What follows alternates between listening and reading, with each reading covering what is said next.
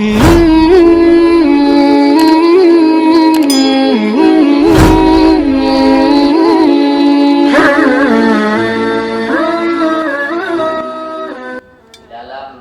kitab Hayatus Sahabah karangan Maulana Yusuf rahimahullah ta'ala, beliau menuliskan satu kisah tentang kisah Abu Hurairah bersama orang yang berada di pasar. Wa akhrajat Tabrani, kisah ini diriwayatkan oleh Imam Tabrani bi isnadin hasanin, yang mana sandaran kisah ini yaitu hasan, bagus. Jalur kisahnya ini bagus. An Abi Hurairah radhiyallahu anhu, yang mana kisah ini bersumber dari seorang sahabat Nabi yang bernama Abu Hurairah. Siapa itu Abu Hurairah? Abu Hurairah adalah seorang sahabat Nabi yang mendapat gelar Ahlus Suffah, orang yang senantiasa tinggal di Masjid Nabawi di kala itu.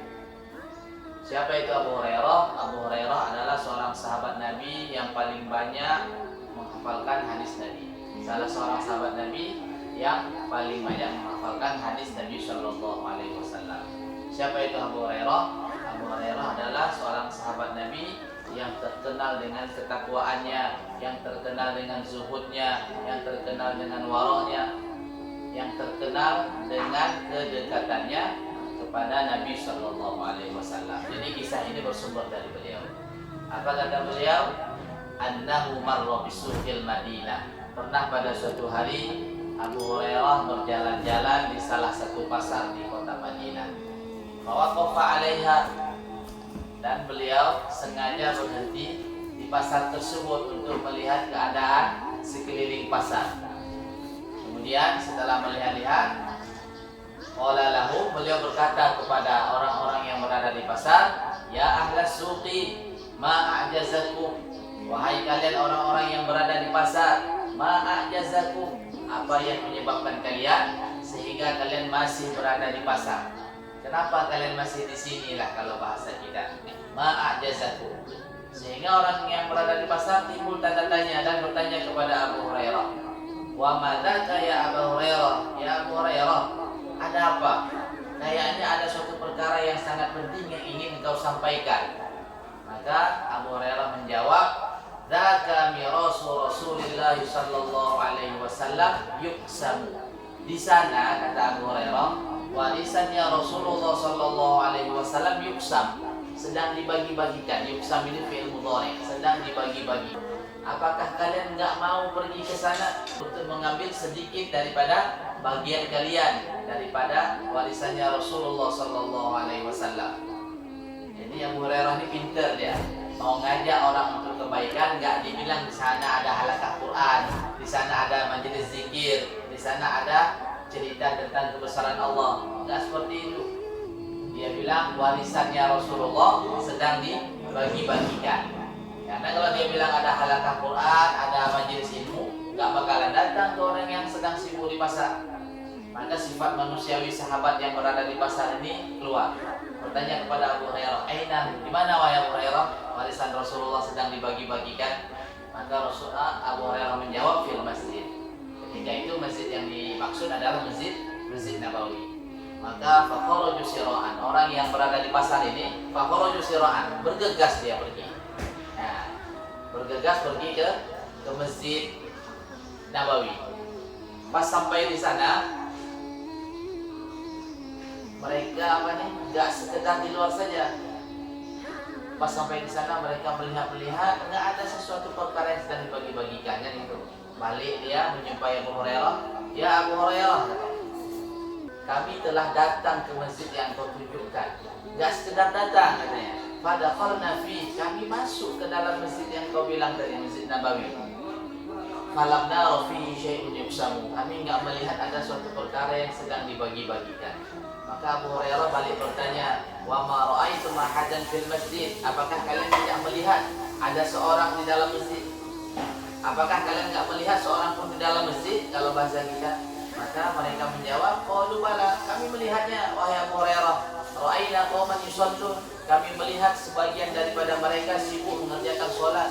Wa ra'ayna qauman yaqra'una al-Qur'ana, kami melihat sebagian daripada mereka sibuk membaca Al-Qur'an. Wa ra'ayna qauman yatadzakaruna al-halala wal harama, kami melihat sebagian daripada mereka sibuk berbicara tentang hukum-hukum Allah. Kemudian Abu Hurairah berkata kepada mereka, waihakum, celakalah kalian, wa dzaka mirasu Rasulillah sallallahu alaihi wasallam, itulah sebenarnya warisan Rasulullah sallallahu alaihi wasallam. Dari kisah tersebut bahwasanya guru-guru kita menyampaikan kepada kita, mengajarkan kepada kita, junjungan kita yang mulia Rasulullah sallallahu alaihi wasallam tidak meninggalkan warisan kepada kita berupa emas ataupun perak. Rasulullah sallallahu alaihi wasallam, junjungan kita yang mulia, tidak meninggalkan warisan kepada kita berupa dinar ataupun dirham.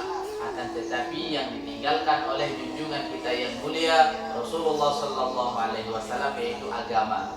Karena dengan agama, siapapun kita yang mengambil agama dan mengamalkan dalam kehidupan sehari-hari, maka dia akan hidup bahagia di dunia yang sementara ini dan akhirat yang selama-lamanya.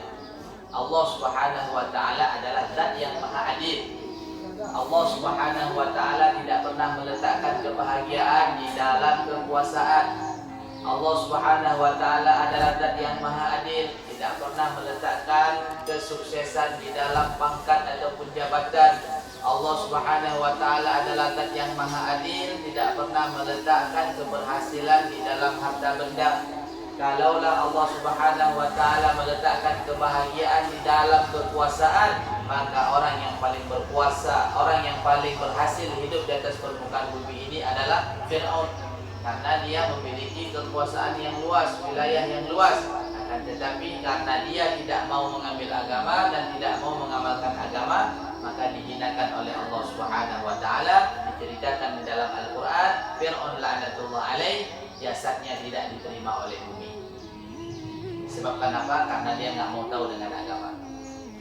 Kalaulah Allah Subhanahu wa taala meletakkan kebahagiaan di dalam pangkat ataupun kekuasaan, maka orang yang paling bahagia hidup di atas permukaan bumi ini adalah Haman.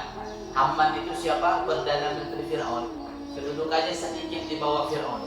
Akan tetapi karena si Haman juga tidak mau mengambil agama dan tidak mau mengamalkan agama di dalam kehidupannya, maka dihinakan oleh Allah Subhanahu wa taala. Sama dia macam Fir'aun. Kalaulah Allah Subhanahu wa taala meletakkan kebahagiaan di dalam harta benda, maka orang yang paling bahagia hidupnya, paling sukses hidupnya, paling berhasil hidupnya adalah Qarun la'natullah alaih. Karena dia memiliki harta yang banyak, kunci gudangnya saja nggak sanggup dibawa oleh pemuda yang badannya kuat sebanyak 7 orang. Ini kunci gudangnya, nggak kebayang kalau hartanya itu kayak mana banyaknya. Bahkan sekarang pun kita hidup di akhir zaman, kalau dapat harta galian, kita sebut apa? Harta Qarun. Padahal Qarun sudah nggak tahu berapa ribu tahun sebelum kita. Tapi kalau kita dapat harta sekarang, disebut juga harta Qarun. Pada kenyataannya dijelaskan di dalam Al-Quran bahwasanya Qarun dan bala tentaranya beserta harta bendanya ditenggelamkan oleh Allah Subhanahu wa taala. Karena apa? Karena di dalam kehidupannya dia nggak mau tahu dengan agama Allah. Wallahu a'lam bishawab.